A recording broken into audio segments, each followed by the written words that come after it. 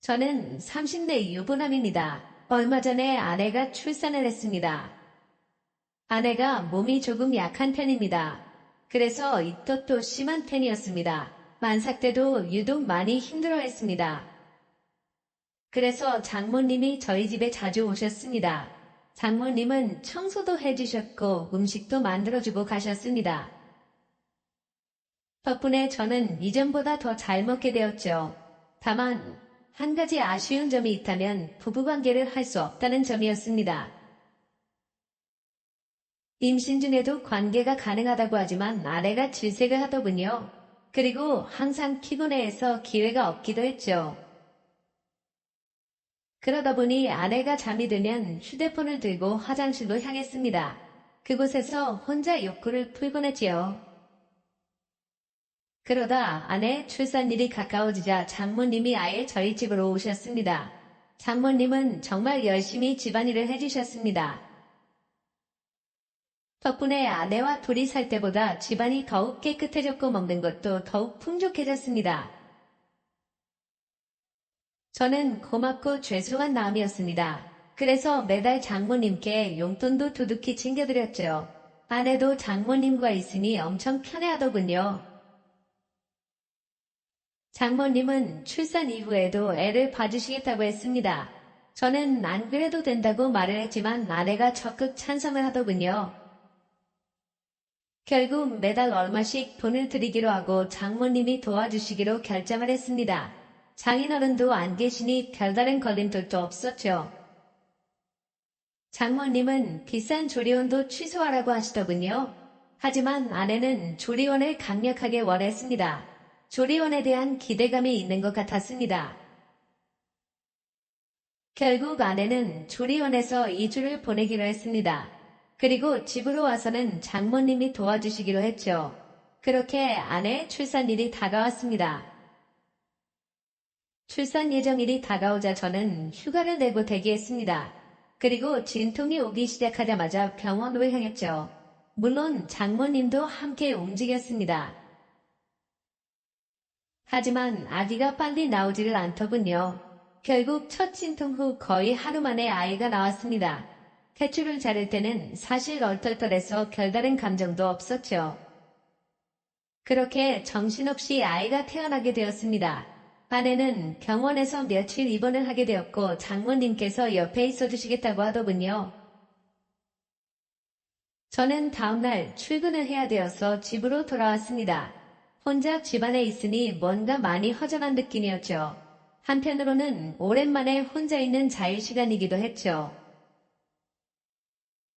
첫날은 아기와 아내가 계속 신경이 쓰였죠. 하지만 아내와 아기는 건강한 상태였습니다. 그러자 둘째 날에는 혼자 집에 있는 게 심심하더군요. 그래서 컴퓨터에 숨겨놓은 동영상들을 열었습니다. 아무도 없으니 눈치 안 보고 영상을 마음껏 즐겼죠. 몇 달 동안 참아왔던 욕구를 마음껏 분출하고 잠이 들었죠. 아내는 병원을 나와 조리원으로 옮기게 되었습니다. 그런데 조리원에서는 면회가 제한적이었습니다. 가족이라도 함께 자는 것도 안 되로군요. 산모의 안정을 위해서라는데 이해할 수 없었죠.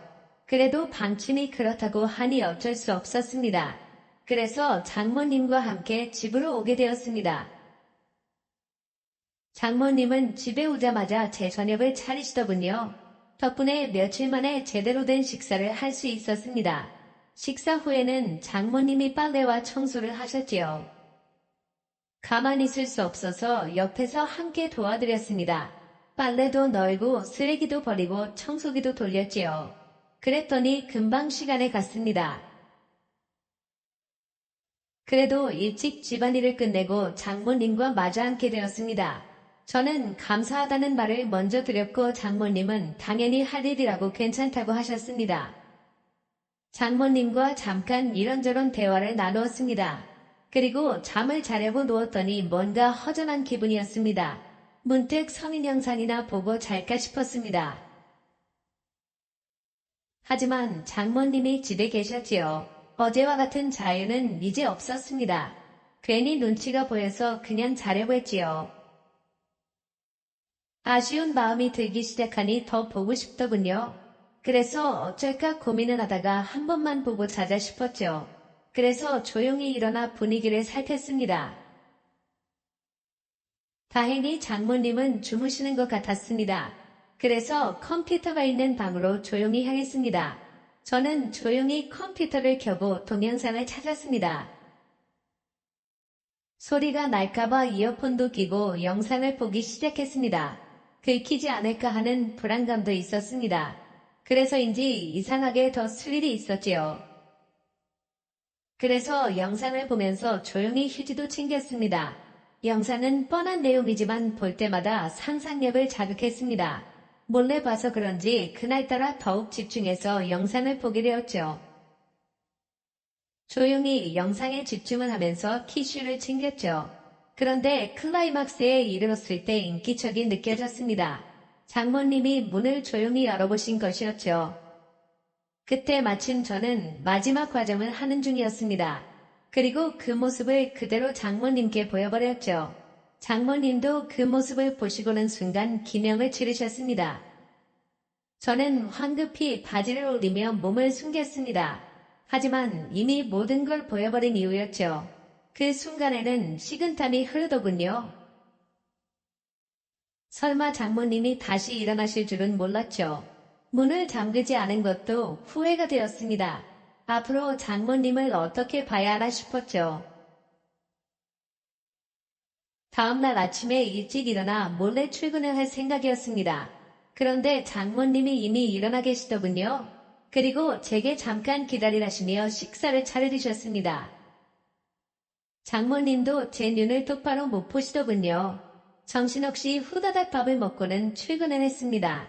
정말 머릿속이 하얗게 변하더군요. 하지만 장모님을 피할 수는 없었죠. 퇴근하고 조리원에서 아리와 아내를 보았습니다. 그리고 장모님을 모시고 집으로 오게 되었죠. 차 안에서 어떤 말도 꺼낼 수 없었는데 장모님이 먼저 말을 꺼내셨습니다. 어제는 너무 놀라서 미안하다는 말을 못했다고 하셨죠. 저는 오히려 제가 죄송하다고 말을 했습니다. 그러자 장모님은 남자가 그럴 수도 있다고 하셨죠. 그러면서 아내와 자주 관계를 하는지 물으시더군요. 저는 솔직히 아내가 저를 거부한 지 제법 되었다고 했습니다. 장모님은 여자가 임신하면 그게 싫을 수 있다며 이해를 좀 해주라고 하셨습니다. 조금 전까지는 어떻게 장모님을 봐야 하나 싶었는데 한번 이야기를 시작하니 술술말이 나오더군요. 은밀한 이야기까지 모두 장모님께 털어놓기 시작했습니다. 그리고 집으로 돌아왔을 때 장모님께서 먼저 술을 꺼내시더군요. 한잔하면서 이야기를 하자고 하셨죠. 장모님은 저의 욕구 불만을 이해해 주셨습니다. 그래도 바람을 피지는 말라고 하시더군요. 아내도 몸을 회복하면 관계를 거부하지 않을 거라고 하셨죠. 혹시나 계속 관계를 거부하면 어쩌냐고 말씀드렸더니 요즘은 상담센터도 잘 되어 있으니 상담도 받아보라고 하셨습니다. 리스가 된 부부들이 상담을 많이 받는다고 하시더군요. 참기 힘들면 지금처럼 영상 보면서 풀라고 하시더군요. 원하면 잠깐 자리를 비워주시겠다고도 하셨습니다. 하지만 저는 괜찮다고 말씀드리고는 술을 마셨습니다. 허락을 받았다고 해서 장모님이 있는데 쉽게 할 수 있는 일은 아니었으니까요. 오히려 장모님이 알고 있다 생각하니 더 부끄럽더군요. 담담하게 상담을 받듯 대화를 나누었지만 사실 속으로는 엄청 쑥스러웠습니다. 그리고 어제 봤던 영상들이 자꾸 떠올랐죠. 자연스럽게 장모님과 영상에서 봤던 배우가 겹쳐졌죠. 장모님도 혼자가 되시고 오래 직장 생활을 하신 분입니다. 나이에 비해 관리를 잘하신 분이었죠. 그래도 영상과 현실은 달랐습니다. 그저 제 마음을 이해해 주신 것만으로도 감사했습니다. 어제의 난감함을 잊고 기분 좋게 술을 마셨습니다. 장모님도 이야기를 꺼내기까지 긴장을 많이 하셨더군요. 어제의 일은 장모님 본인의 실수라고 생각하셨지요. 그래서 이야기를 꺼내기 위해 술까지 꺼낸 것이었죠. 다행히 이야기가 잘 풀리면서 긴장이 풀어졌습니다. 술을 제법 많이 마셨는지 쥐기가 많이 돌았습니다. 장모님도 자리에서 몸을 제대로 가누지 못하고 있었죠. 술을 오랜만에 마셔서 그런지 조절을 못하신 것이죠. 장모님이 비틀거리며 몇 번이나 쓰러질 뻔 하셨습니다. 저는 장모님을 화장실까지 부축해드렸습니다. 하지만 화장실에서도 몸을 못 가누시더군요. 하위를 제대로 내리지 못한 상태로 변기에 앉으셨죠. 하지만 그대로 다시 옆으로 고꾸라지시더군요. 저는 장모님을 부축해서 변기에 앉혀드리고 또 제대로 내려드렸습니다. 민망한 모습을 모두 눈으로 보게 되었죠. 하지만 장모님은 이미 정신이 없으신지 그대로 소변을 보셨습니다. 덕분에 제 손과 옷이 소변에 젖어버렸죠. 장모님도 이미 옷이 다 젖어버렸지요. 그렇다고 혼자 수습을 하실 상황도 아니었지요. 어쩔 수 없이 젖은 옷을 갈아입혀드려야 했죠. 수건으로 대충 닦아드리고 방으로 모시고 갔습니다. 그리고 방에 눕혀드리고 또 갈아입혀드렸습니다. 장모님은 거의 기절하듯 잠이 드셨습니다. 한바탕 땀을 빼서 그런지 저도 그대로 쓰러져 버렸죠. 잠깐 쉰다는 게 그대로 기절하듯 잠이 들어버려죠. 그리고 아침에 갑자기 정신이 번쩍 드는 기분이었습니다. 순간 등골이 서늘해지는 기분이었습니다. 제 몸에서 누군가의 체온이 느껴지고 있었습니다. 슬쩍 눈을 떠보니 장모님이었습니다. 제가 옷을 벗어던진 상태로 자고 있더군요. 그리고 장모님도 아래 속옷만 입고 주무시고 있었죠. 그 상태로 장모님과 엉켜서 잠을 자고 있었던 것입니다. 밤에 무슨 일이 있었는지 기억이 나지 않았습니다. 분명 옷을 갈아입히고 재워드린 것은 기억이 나는데 그 이후가 기억이 없었습니다. 왜 장모님과 껴안고 자고 있는지도 생각이 안 났습니다. 그때 장모님도 제 기척에 눈을 뜨시고 있었습니다. 우리는 서로 엄청 크게 놀랐습니다. 하지만 장모님은 저보다 더 기억이 없으셨습니다. 불안하신 표정으로 혹시 무슨 일이 있었는지 물으시더군요. 저는 아무 일도 없었던 것 같다고만 말씀드렸습니다. 장모님은 조용히 당신의 몸도 확인을 하시는 것 같았습니다. 하지만 사실은 저도 확신이 없었습니다. 제가 왜 옷을 벗고 잠이 들었는지 이해가 되지 않았죠.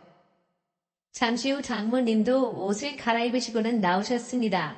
그리고 장모님은 화장실에서 샤워를 하시고 깃정리도 하시는 것 같았습니다. 저도 안방 화장실에서 샤워를 했습니다. 손에서는 여전히 소변 냄새가 나는 것 같았습니다. 서둘러 샤워를 하고 옷을 갈아입었습니다. 장모님은 어제 술을 마시고 실수한 것 같다고만 하셨습니다. 화장실에서 어제의 흔적을 보신 것 같았습니다. 우리 둘 다 술이 너무 취했었다고 결론을 내렸습니다. 어제의 일에 대해서는 서로 그렇게 정리를 했지요. 하지만 여전히 미묘한 어색함은 남아 있습니다. 그리고 다음날 밤에 몰래 동영상을 열어보았습니다. 장모님이 집에 계신데도 컴퓨터방에서 영상을 보았죠. 장모님이 주무시는지는 알 수 없었습니다. 왠지 문을 잠그고 싶지도 않더군요. 그리고는 장모님 관련 동영상만 뒤져보기 시작했습니다. 그날 보았던 장모님의 모습이 자꾸 떠오르더군요. 그날 밤에 무슨 일이 있었는지 상상하게 되었죠.